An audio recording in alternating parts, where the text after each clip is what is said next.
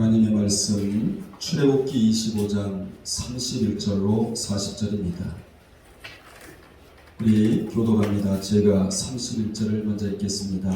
너는 순금으로 등잔대를 쳐 만들되 그 밑판과 줄기와 잔과 꽃받침과 꽃을 한 덩이로 연결하고 가지 여섯을 등잔대 곁에서 나오게 하되 다른 세 가지는 이쪽으로 나오고 다른 세 가지는 저쪽으로 나오게 하며 이쪽 가지에 살구꽃 형상의 잔 셋과 꽃받침과 꽃이 있게 하고 저쪽 가지에도 살구꽃 형상의 잔 셋과 꽃받침과 꽃이 있게 하여 등잔대에서 나온 가지 여섯을 갖게 할지며 등잔대 줄기에는 살구꽃 형상의 잔잎과 꽃받침과 꽃이 있게 하고 등잔대에서 나온 가지 여섯을 위하여 꽃받침이 있게 하되 두 가지 아래에 한 꽃받침이 있어 줄기와 연결하며 또 두 가지 아래에 한 꽃받침이 있어 줄기와 연결하며 또 두 가지 아래에 한 꽃받침이 있어 줄기와 연결하게 하고 그 꽃받침과 가지를 줄기와 연결하여 전부를 순금으로 쳐 만들고 등잔 7을 만들어 그 위에 두어 앞을 비추게 하며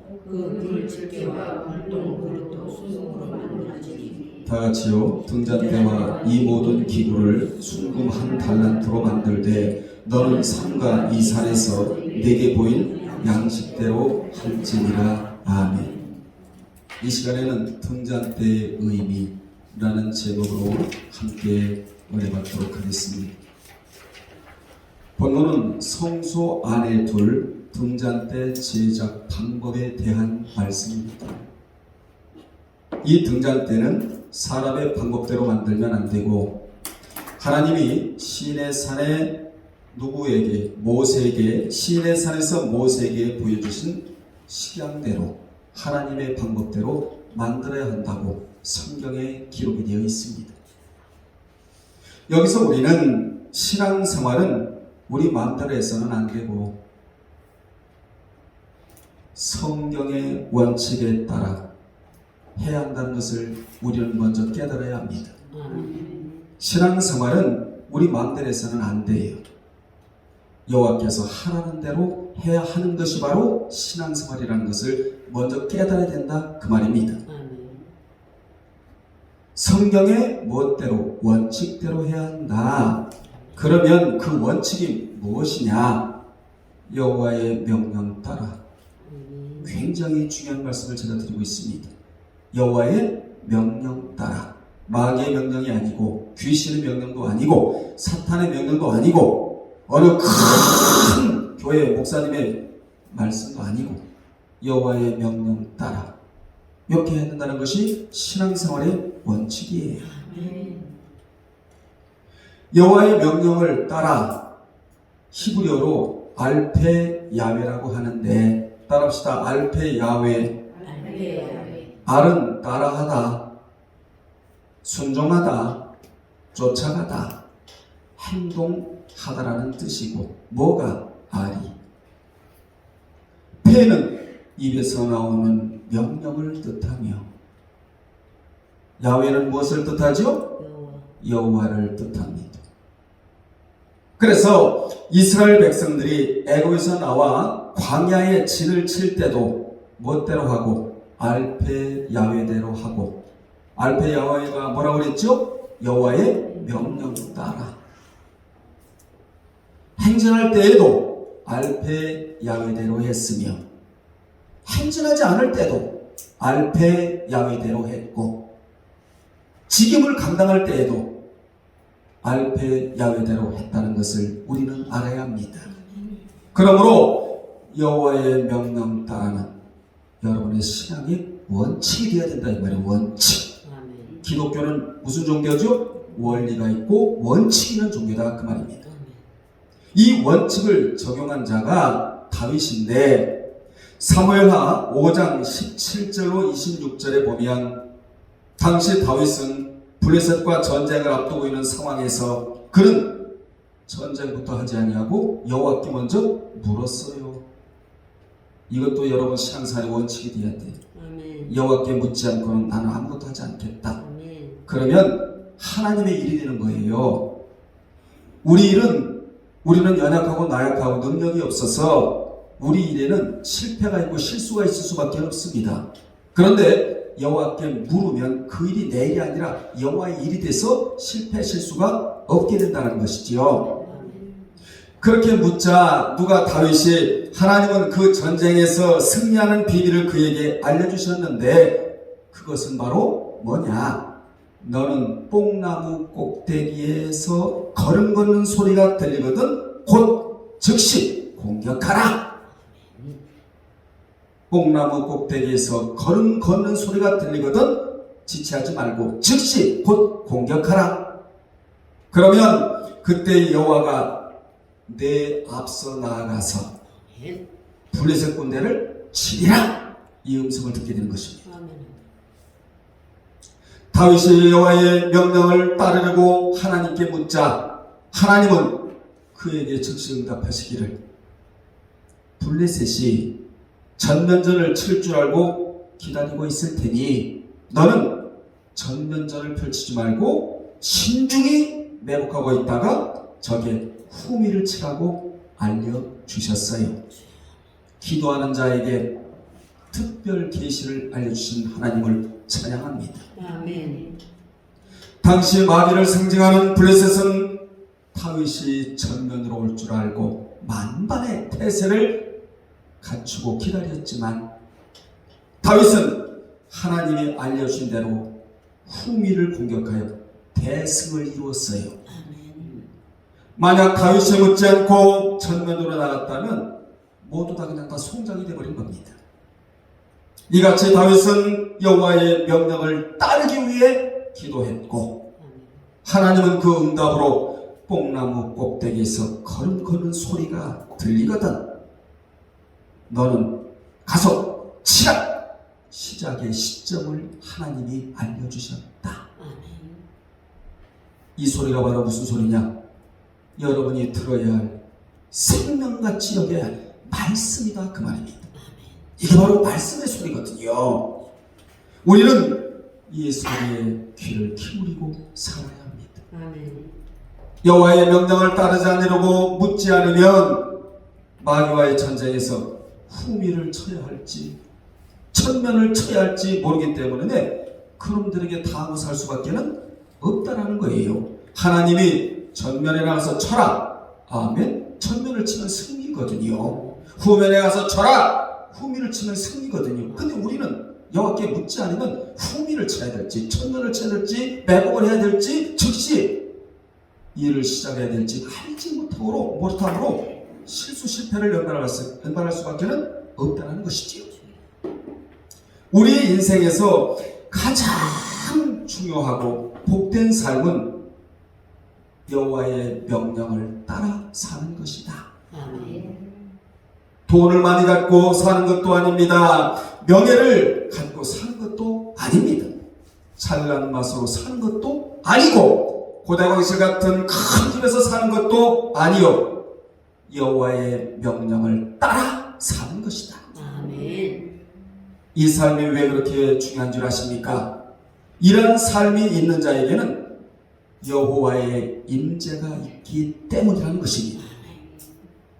임재는 하나님이 나를 사로잡았다는 뜻이에요. 여러분, 우리가 기도 제목을 하나님 앞에 내놓아야 하는데 이 귀한 기도 제목, 아버지 하나님은 나를 사로잡아 주시옵소서. 나를 말씀으로 사로잡아 주시옵소서. 성령으로 나를 사로잡아 주시옵소서. 하나님이 사로잡는 인생은 어떤 인생인지 아십니까? 하나님의 임재가 있는 인생이라는 것입니다. 그분이 나에게 임해 계신다. 이게 임재거든요. 여러분의 신앙의 여정에는 반드시 뭐가 있어야 되느냐? 여호와의 임재가 있어야 한다는 것입니다. 예배드릴 때에도 여호와의 임재가 있어야 하고 기도할 때에도 여호와의 임재가 있어야 하며 여러분 그 어디를 있든지 어디를 가든지 여호와의 임재가 있어야 하는데 여호와의 임재가 없는 인생은 비극입니다. 비극이에요. 여러분 예수 믿고 변화되지 않는 것도 비극이고 예수 믿고 심령의 말씀이 들어오지 않는 것도 비극이고 여호와의 임재가 없는 것도 비극입니다. 여호와의 인자가 있는 사람은 영적인 사람이고 없는 사람은 일반적인 사람입니다. 여러분, 같은 자리에서 같은 예배를 드려도 인자가 있는 자가 있고 인자가 없이 예배 드리는 자가 있다는 것이 문제입니다. 인자가 있는 사람은 하나님의 역사심을 단숨에 끌어당기는 사람이 되는 것이죠. 하나님은 인자가 있는 사람과 함께 일하시기를 원하십니다. 하나님은 본문 40절에서 모세에게 말씀하시기를 너는 산과 이 산에서 내게 보인 양식대로 할지니라. 즉 여호와의 명령 따라 하라고 말씀해 주셨습니다. 성소에 들어가면 제가 그림을 드렸죠. 그게 성소 안에 있는 등잔대인데 성소에 들어가면 오른쪽에는 떡상이 있고 그리고 왼쪽에는 등잔대가 있고 정중앙에는 금으로 된 분향단이 있는데 오늘 말씀은 등잔대에 관한 말씀이에요. 이 등잔대는 중간에 줄기가 하나 있고 양쪽에 뭐가 있죠? 똑같은 모양의 가지가 3개씩 나와서 전체적으로 7개의 불을 밝히게 되어 있는데 이 등잔대는 무엇을 상징하느냐? 신실한 교회를 상징하는 거예요. 7은 무슨 수죠? 완전수로 신약의 의미로 보면 모든 세계의 교회를 의미하고 있는 겁니다. 이 등잔대가 주는 의미대로 신앙생활을 하라고 하나님이 등잔대를 우리에게 오늘 소개해 주시고 계시는 거예요. 등잔대의 재료는 뭐로 되어 있죠? 정금으로 만들어야 하는데 왜 노수로 만들지 않고 은으로 만들지 않고 정금으로 만들어야 하느냐?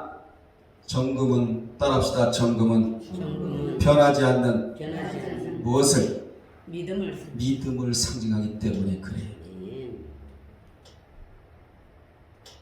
우리의 믿음이 정금같이 변하지 말아야 한다는 것입니다. 정금 같은 믿음이 없이는 하나님을 기쁘시게 해드릴 수 없다고. 그러므로 정금 같은 믿음은 하나님께 나아가는 필수적인 요소라고. 그러면 정금 같은 믿음이 뭐냐는 거예요. 여러 가지로 표현할 수 있겠습니다만 2가지로 요약을 해드리면 첫째, 하나님이 존재하신다. 이 사실을 간과하지 말라는 것입니다. 하나님은 죽은 자 하나님이 아니에요. 하나님은 살아 계세요. 불꽃 같은 눈동자로 심장과 피부까지라도 살피시는 하나님이시다. 그래서 다윗은 하나님이 나와 함께 하신다. 여러분, 다윗이 이런 고백을 하지요? 다윗은 보시고 아시고 들으시고 감찰하시는 하나님이 나와 함께 하신다. 보시는 하나님 앞에서 내가 함부로 피할 수가 없고 아시는 하나님 앞에서 내가 함부로 행동할 수가 없으며 들으시는 하나님 앞에서 함부로 말할 수가 없고 심장과 피부를 살피시는 하나님 앞에서 죄악을 품을 수가 없다. 위대한 고백을 합니다. 우리도 늘 신앙생활하면서 보시고 따라합시다. 보시고 아시고 들으시고 뭐 하신다? 감찰하시는 하나님이 내 하나님이다. 2번째, 하나님은 자기를 찾는 자들에게 상 주시는 분이라는 사실을 아는 것. 이것이 바로 정금 같은 믿음이다. 그 말입니다. 등잔대가 교회라면 줄기는 뭘까요? 줄기는 예수 그리스도를 상징하고 그리고 가지는 성도들을 상징하고 등잔대 안에 기름은 성령을 상징하고 등불은 행함과 하나님의 임재를 상징합니다. 등은 뭐죠? 믿음을 상징해요. 참고로 마태복음 25장 1절로 12절에 나오는 슬기로운 10처조 중에 5처녀가 신랑을 맞으러 나갈 때 등을 들고 나갔습니까? 등불을 들고 나갔습니까? 이거 알아야 돼요, 여러분. 등을 들고 나간 게 아니에요. 등은 하나님이 그냥 은혜로 선물로 주신 거예요. 등불을 들고 나갔다고 성경은 말씀해주고 있는데, 즉 믿음의 행함과 하나님의 임재를 가지고 신랑 되신 우리 주 예수 그리스도를 신랑으로 상교에 나갔다는 것입니다. 아멘. 여러분은 등만 예비되어 있습니까? 아니면 그 등에 기름이 있어서 불을 밝힐 수 있는 등불을 가지고 있습니까? 오늘 여러분 청명하시길 바랍니다. 아멘. 어찌 보면 오늘날에는 등은 많이 가지고 있는데 등에 기름을 넣어 불을 밝힐 수 있는 신앙의 실력이 없다는 것이 문제예요. 사랑하는 여러분들이여, 등에다 여러분은 기름을 꽉 채워서 아멘. 우리 주님이 공중에 오실 때 등만 들고 나가지 말고 등불을 들고 나가는 여러분 되시기를 바랍니다. 아멘. 그렇다면 등잔대를 어떻게 만들고 왜 제작해야만 하며 그것이 주는 영적인 의미가 무엇이냐? 첫째, 등잔대는 부어 만들지 말고 어떻게 만들어라? 쳐서 만들라고 하나님이 명령을 내리십니다. 31절과 36절에 보면 등잔대는 반드시 부어서 만들지 말고 망치로 쳐서 만들라고. 이게 시작이에요. 부어서 만들려면 반드시 틀이 필요해요. 금형이 필요한데 여러분 금형 아시죠? 금형은 금이든 은이든 나비든 쇠이든 부어서 똑같은 것을 찍어내는 게 금형이잖아요. 그러나 정금으로 만들어야 할 등잔대는 부어서 만드는 것이 아니고 손에 망치를 들고 어떻게 만들어야 된다? 쳐서 만들어야 한다. 그 이유가 뭐냐? 하나님이 원하시는 교회는 망치로 쳐서 강하게 등잔대를 만들듯이 성도들 모두가, 여러분 모두가 믿음으로 단련되어지고, 아멘, 망치로 치듯이 시련을 통해 연단되어져야 어떠한 문제가 온다 할지라도 소위 시험 들지 않고 끄떡하지 않게 된다는 교훈이에요. 아멘. 여러분이 지금까지 신앙생활하고 있는 것은 수많은 어려움과 고난과 역경 가운데 있어서도 뭐가 믿음이 단련되어졌기 때문에, 뭐가 시련을 통해 연단되어졌기 때문에 아멘. 오늘까지 세상으로 내려가지 아니하고 마귀의 밥이 되지 아니하고 살아계신 하나님 앞에 나와서 지금 예배를 드리고 있는 중이다, 그 말입니다. 아멘.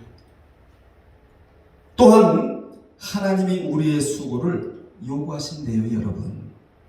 그리고 주의 일에는 항상 정성이 들어가야 한다는 교훈을 주기 위해서 금형에다 붙지 말고 손에 망치를 들고 쳐서 만들라고 하셨다. 교훈이 많지요.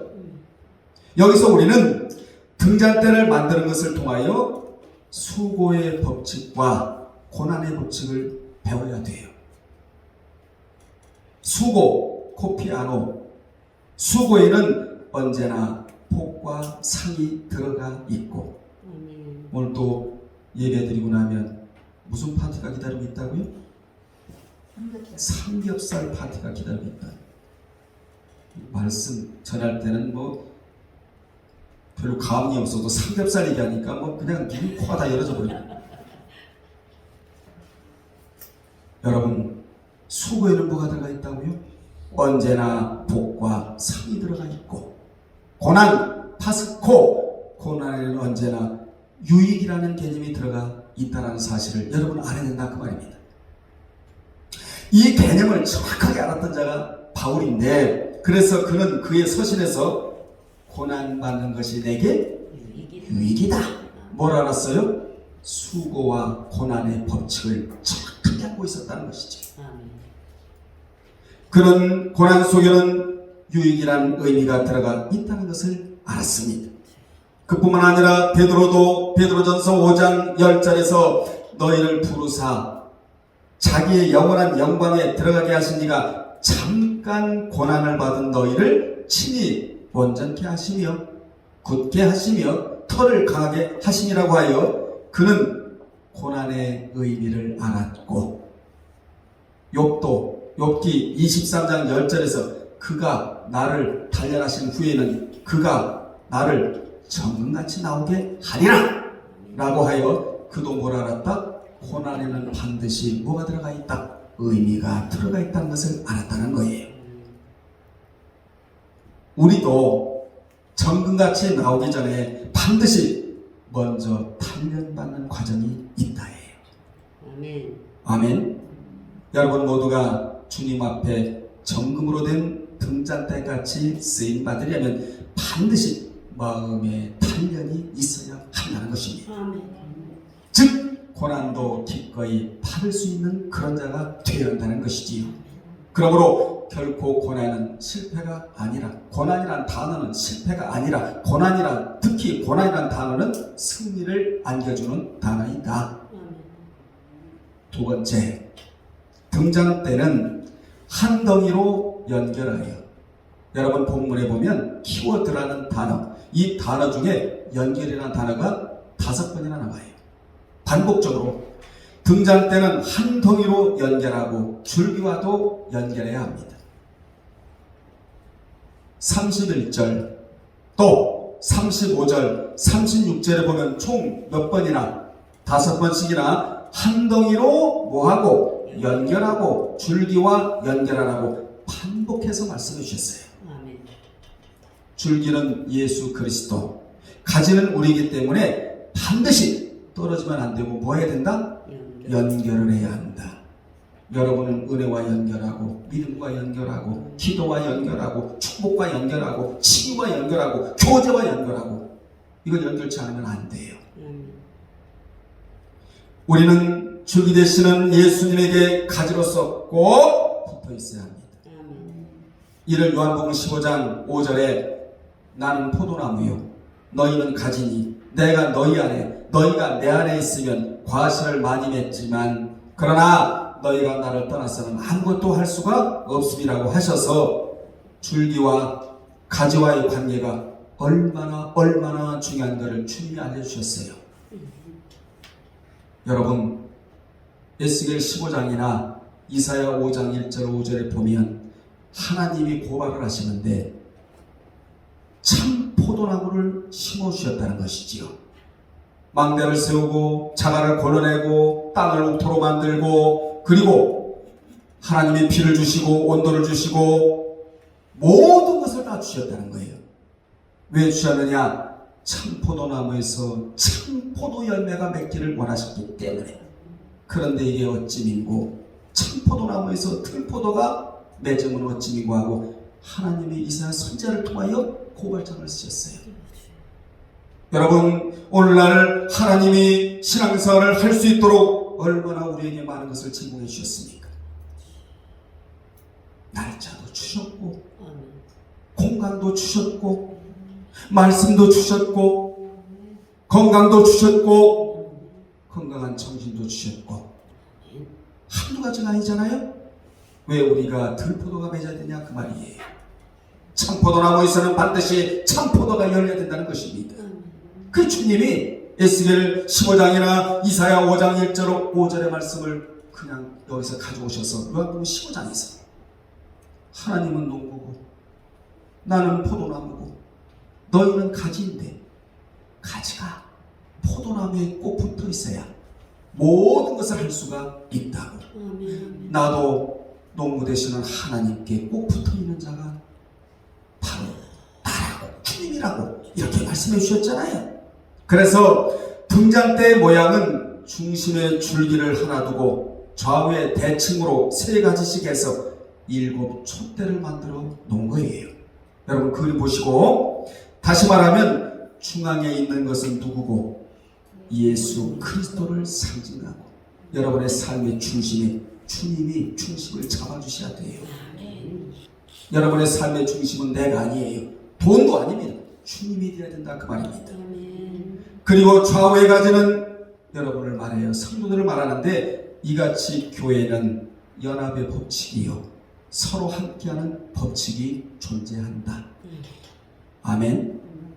이러한 법칙을 알았던 모세는 아론과 연합해서 일하는 것을 좋아했고 여호수아는 누구하고 갈렙과 연합해서 일하는 것을 좋아했으며 바울은 누구와 디모데와 바나바와 연합해서 일하는 것을 좋아했으며 그리고 베드로와 요한이 손을 잡고 일할 때에 기적의 역사가 쉼없이 일어났다는 거예요.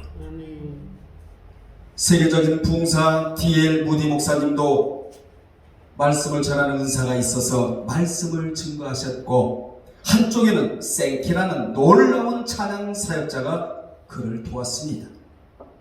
말씀과 찬양의 연결이었다 그 말이에요. 그래서 언제나 무디 목사님이 가는 곳에는 누가 있었다고요? 생키가 있었다. 이같이 하나님은 좋은 믿음의 동역자들과 함께 일하시기를 원하신다는 것을 무엇을 통하여? 등잔대를 통하여 우리에게 보여주시고 계시는 거예요 지금요. 그러므로 교회는 동역의 원칙이 적용되는 곳이다. 최고의 동역자는 우리 하나님이에요. 여러분 하나님과 동역하세요. 사람과 동역하라고 하지 말고 하나님과 동역을 하세요. 그리고 난 이후에 서로가 교인들끼리의 동역자가 되어야 합니다. 실례로 느헤미야는 하나님을 동역자로 여겼는데 그는 하늘의 하나님 여호와께 금식하며 기도한 후에 아닥사스다 왕을 만났을 때 하나님은 그 왕의 마음을 이미 돌려놓으셨어요. 그의 마음을 주물러 놓으셨다 그 말이에요. 그래서 그 왕이 성벽을 건축하는데 전적으로 도움을 주도록 느헤미야는 세상 왕에게 부탁한 자가 아니라 그를 지으신 만왕의 왕에게 부탁하는 차원 높은 신앙을 가지고 있었다. 아멘. 크게 해요. 아멘. 사람에게 여러분 구질구질하게 부탁하지 마세요. 여러분. 하나님에게 부탁하는 게 가장 빠르다는 것입니다. 아멘. 여러분 느헤미야가 보통입니까? 몰라는 말은 장관급이에요. 왕이 가장 신실하게 여기는 그 당시에 왕을 모살하는 데 있어서 먼저 술을 먹이거든요. 그러니까 먼저 시물에 독이 있는지 없는지를 그렇게 신뢰하는 자가 느헤미야였어요. 그런 자도 왕 앞에 부탁하지 아니하고 만왕의 왕, 그 왕을 지으신 하나님에게 부탁한 차원 높은 신앙이었다는 것입니다. 따라서 여러분의 인생에도 세상에 부탁하지 말고 하나님에게 부탁하는 여러분 되시기를 바랍니다. 아멘. 그렇다면 왜 여기서 살굿꽃 형상으로 등잔대를 만들라고 하셨는가? 이 살구나무에 대해서는 예레미야 1장 11절로 12절에 나오는데 여호와께서는 예레미야에게 살구나무 무엇을 환상을 보여주셨어요. 살구나무는 이른 봄에 다른 나무들보다 일찍 가지가 연하여지고 가지가 연하여지니까 꽃이 먼저 펴요.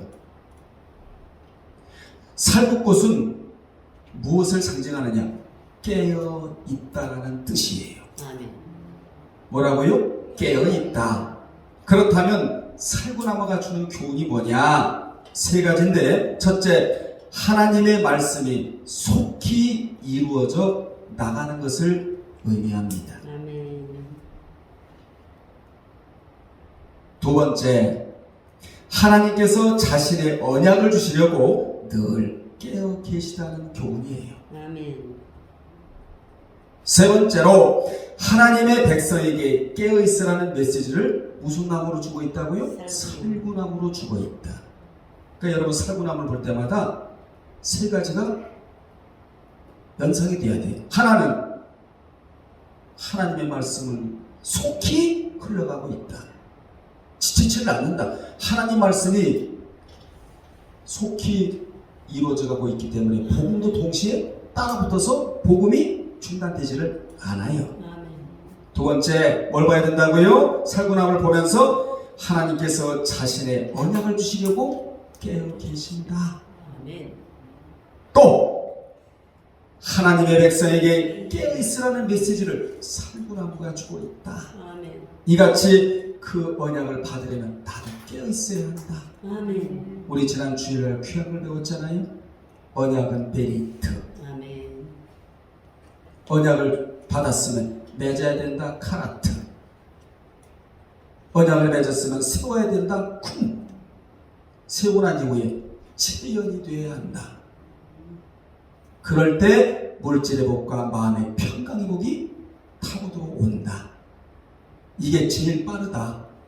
여러분이 아침부터 저녁까지 이마에 땀을 흘리고 수고하고 뛰어다니는 것보다도 요 사이클로 가면 최고로 빠른 것이 복을 받는 지름길이라고 제가 말씀을 드렸어요. 아멘. 당시 살구나무가 주는 교훈을 제대로 아는 자들은 살구꽃을 보면서 하나님이 우리에게 언약을 주시려고 저렇게 깨어 계시는구나. 나도 깨어 있어야 하나님의 언약을 받을 수가 있겠구나. 이렇게 생각을 했다는 것입니다. 내가 깨어 있지 못하면 하나님의 언약의 말씀을 받을 수가 없겠구나. 그들은 오늘 하나님의 메시지가 나의 영혼을 적셔야만 살 수 있다는 정신으로 살구나무를 드렸다는 것입니다. 이것이 뭐죠? 믿는 자가 만물을 대하는 태도. 만물 안에는 하나님의 신성이 녹아 들어가 있다고 로마서 1장 20절에서 말씀해주고 있잖아요. 여러분이 꽃을 봐도요, 이 하나님의 신성이 녹아 들어가 있다. 전부 다 교훈 덩어리예요. 전부 다 교훈 덩어리예요. 하나님이 예레미야에게 살구나무 한 쌍을 보여주신 것은 바벨론 포로에서 예루살렘으로 돌아오려면 깨어 있어야 하고, 세상에서 천국으로 돌아가려면 깨어 있어야 한다는 메시지를 살구나무를 통해서 보여주시는 거예요. 살구꽃을 통해서 보여주시는 겁니다. 예레미야 시대의 백성들은 온통 죄악에 물들어 세상이 캄캄하고 소망이 없었습니다. 여기도 신음소리, 저기도 신음소리, 못 살겠다, 미치겠다. 왜요? 뼈들만 있었기 때문에. 뼈에 살이 없어, 은혜가 없었지요. 그런데도 예레미야는 살구나무 가지에서 우밑에는 생명의 가지를 보아요. 이 자가 누구죠? 소망을 끌어당기는 자, 미래를 끌어당기는 자. 세상은 어찌 보면 살구나무에 불과해요. 여기서 우리는 뭘 봐야 되느냐? 살구나무 가지에서 우밑뜨는 그 생명의 숨을 봐야 된다 이 말이에요. 이런 자는 어두운 시대에 살아가면서도 얼마든지 살아갈 수가 되는 것이니, 왜 그렇습니까? 생명나무이신 예수님을 바라보는 그런 자가 되기 때문에 이런 자에게는 회복의 역사가 있다는 것이죠. 세 번째, 등잔대를 보면서 사명의 법칙을 알아야 합니다. 이 등잔대의 불빛은 예배 드릴 때 잠깐 켜는 것이 아니고 24시간 365일 그 불빛이 꺼져서는 안 돼요. 그래서 제사장은 아침과 저녁으로 그 불빛이 켜졌는지 아니면 타고 있는지를 점검을 해야 돼요. 이걸 간검이라고 말합니다. 중간에 가서 검사를 한다 이 얘기예요.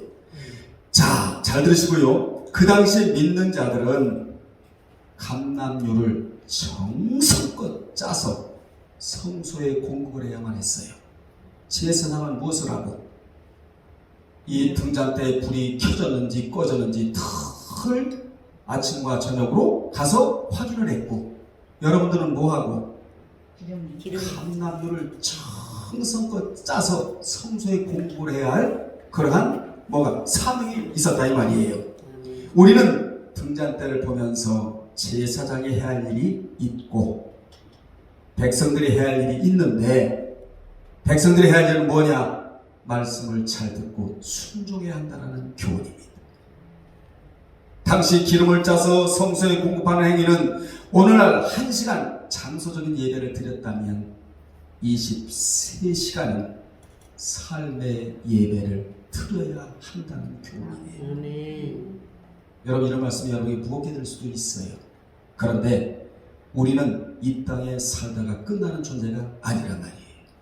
천상의 존재, 하시님의 존재, 영원한 생명을 소유하고 천국에 들어갈 자인 고로 1시간 이렇게 장소적인 예배를 드렸다면 23시간은 세상에 나가서 삶의 예배를 드려야 한다는 교훈을 우리가 받아야 된다 그 말입니다. 이 자가 바로 진정한 예배자입니다. 사랑하는 여러분들이요, 여러분은 말씀의 사람, 예배자로 등장하시기를 바랍니다. 아멘. 오늘 제가 마음이 굉장히 안 좋잖아요. 그래서 빠진 자가 있어요. 여러분, 예배자로 등장하는 건 생명같이 예배돼요. 아멘. 이같이 제사장과 성도들의 역할이 다른데, 제사장은 아침과 저녁으로 순결한 감람유 기름을 등잔 때에 있는 등잔에 부어야 하고, 성도들은 끊임없이 기름을 짜서 공급을 해야만 했습니다. 아멘. 여기서 우리는 사명이 끊어져서는 안 된다 해요. 아멘. 사명은 끊어지는 사명이 아닌 계속적인 사명이 돼야 한다. 왜 당시 성소를 향한 제사장이나 성도들의 사명이 이어져야 하는가? 성막에는 창이 없어요, 여러분. 캄캄해요. 그래서 등잔대에 불이 꺼지면 성막은 캄캄해요. 오직 등잔대에 불이 붙어야 하나님의 거룩한 성소에서 예배도 드리고 기도도 드리며 하나님과 만남도 가능하고 하나님의 음성도 들을 수가 있었다. 아멘. 여러분, 한 사람이 빛을 비출 때 많은 사람들이 덕을 봐요. 여러분, 덕을 봐. 아멘. 아멘. 마찬가지로 우리도 늘 마음에 성전이 어두운지 아니면 환한지 예배의 불이 꺼졌는지 기도의 불이 꺼졌는지 하나님과 교제가 끊겼는지를 점검을 해야 된다 그 말이에요. 아멘. 이것은 믿는 자의 천국 갈 때까지 규례예요, 규례. 아멘. 출애굽기 27장 20절로 21절에 규례가 나오잖아요. 대대로 지킬 규례가 이거라고. 거기에 보면 너는 또 이스라엘 자손에게 명령하여 감나무로 짠 순수한 기름을 등불을 위하여 내게로 가져오게 하고 끊이지 않게 등불을 켜되 아론과 그의 아들들로 회방한 증거기 앞 휘장 밖에서 저녁부터 아침까지 항상 여호와 앞에 그 등불을 보살피게 하라. 아멘. 이는 이스라엘 자손이 대대로 지킬 규례라고. 아멘. 여기서 한 말이 참으로 많은데, 여러분, 저녁부터 아침까지 등불을 보살피게 하라. 끊임없이 간수하고 정리하고 정돈을 하라는 말씀이에요. 우리는 교회를 보살피고 나를 보살피며 일해야 할 사명이 여러분에게 있다는 겁니다. 나에게 있고, 내 자신을 돌아보면서 내 헌신의 불이 식지 않았는지, 내 기도의 불이 식지 않았는지, 내 봉사의 불이 식지 않았는지, 내 전도의 불이 식지 않았는지, 에베소 교회처럼 사랑의 불이 식지 않았는지, 사대 교회처럼 아예 사명이 죽어버렸는지 늘 점검하는 여러분 되시기를 바랍니다. 아멘. 사명도 앞에서 하는 사명이 있고 뒷감당의 사명이 있어요. 여러분, 불을 켰으면 어떻게 해야 돼? 꺼야 되는 거예요. 이게 앞의 사명과 뒤의 사명이에요. 앞에서 하는 사명은 등잔대에 불을 켰다면 그 똥을 처리하는 사명은 뒷감당의 사명이다.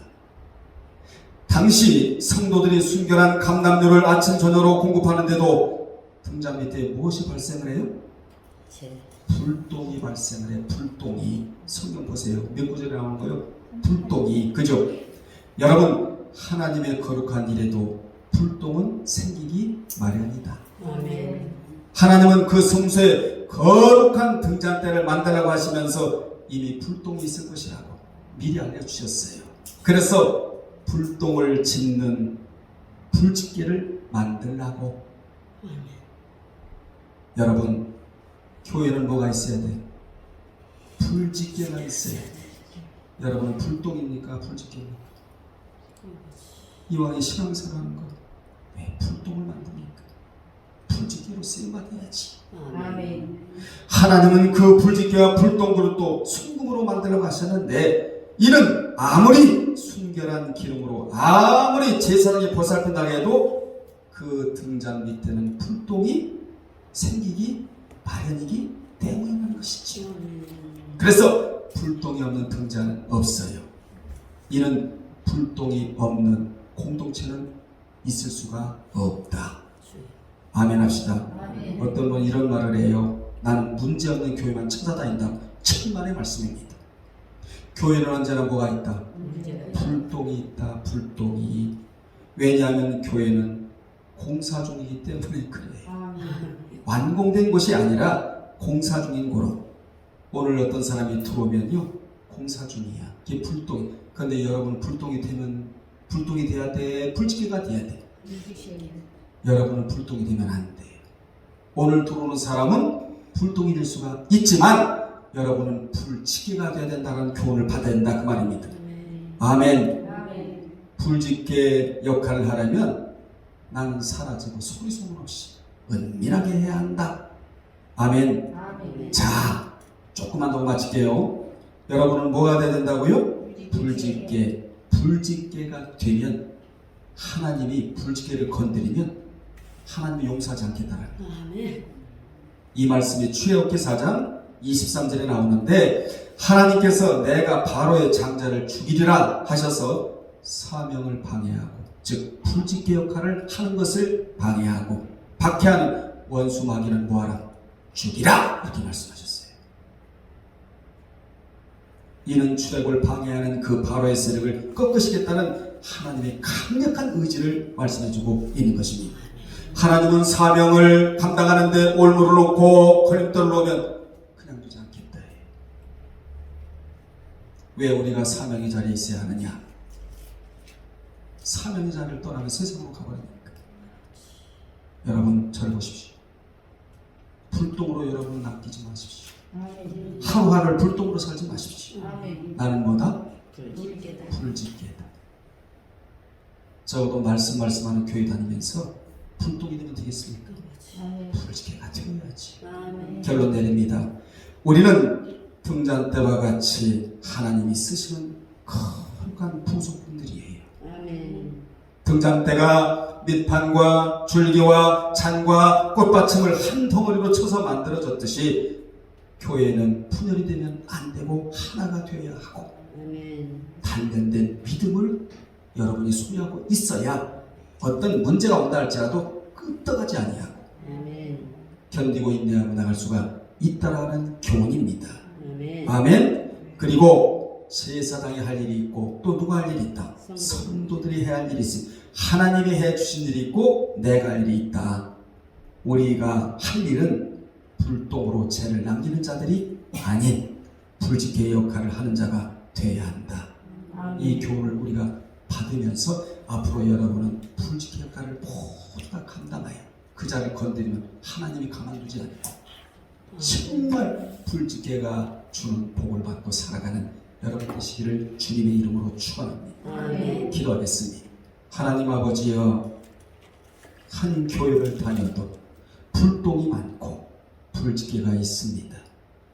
우리 예일교회 성도들과 영상을 보는 모든 분들이 불똥으로 남기지 아니하고 불지게 역할을 감당하여 하나님께로부터 복을 받고 살아가는 모든 자들이 되게 도와 주옵소서. 예수님의 이름으로 기도드리옵나이다.